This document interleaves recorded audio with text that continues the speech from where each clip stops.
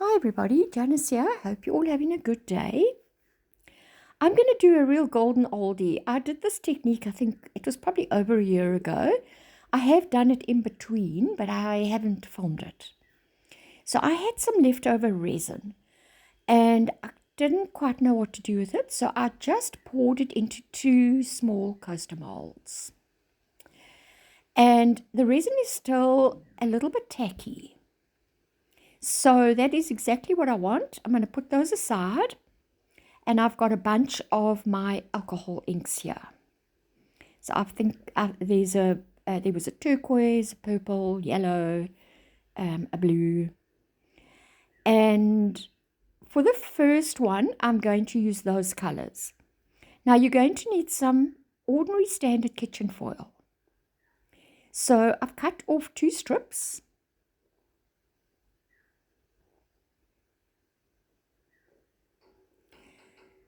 And we're going to start just with the one.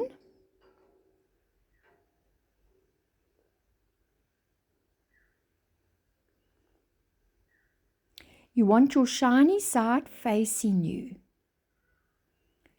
And then I'm going to drop the alcohol inks onto only half of the foil. So I'm just randomly going to spread the alcohol inks around, and you'll see how we blend it in a moment.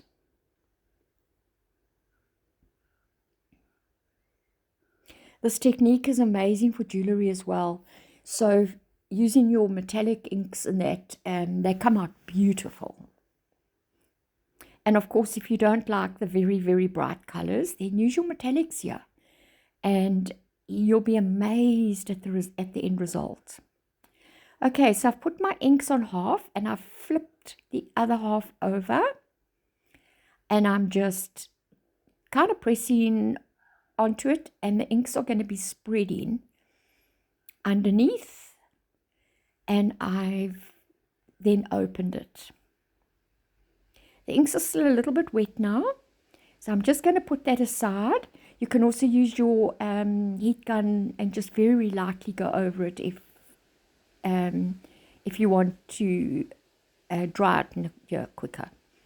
So this is the second one, and I'm going to use some different colors and do exactly the same thing.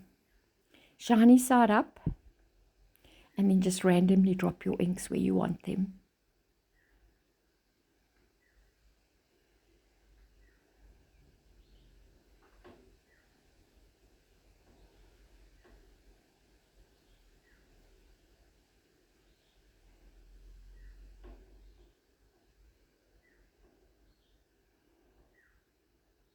And it's a great technique to use in trays. I mean, there's a lot of things you can in your trinket dishes. It really comes out beautiful. I hope you're going to love it. And then I did the same with that. I put it aside and just let them dry. I've got a coaster that is the size of my mold, and I'll use that as my template. So this is them dry. That was just an extra one that I'd done a while back. And now I'm going to take my foil and I'm going to scrunch it together.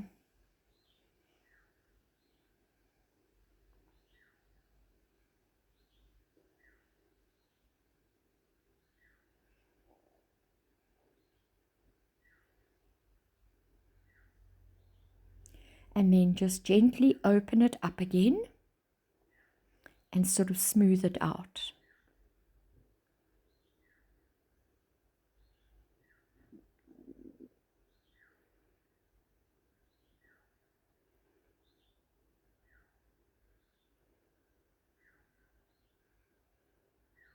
And then you can choose the section you want to use.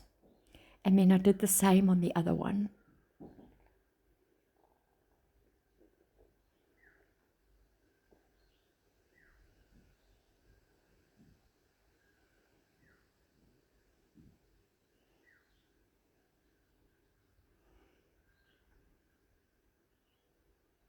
And then just choose the section you want to cut out on.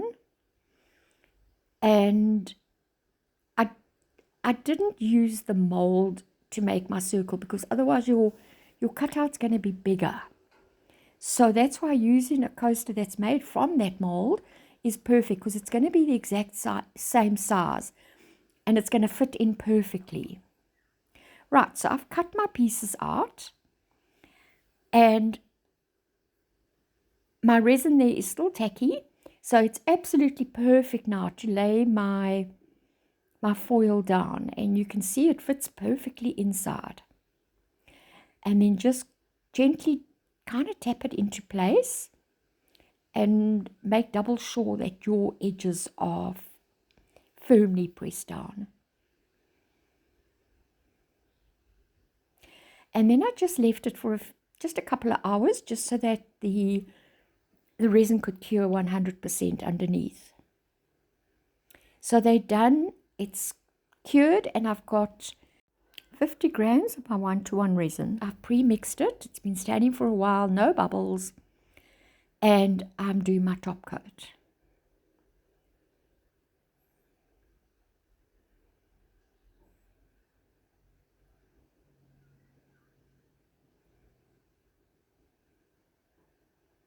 And then I just left those overnight to cure.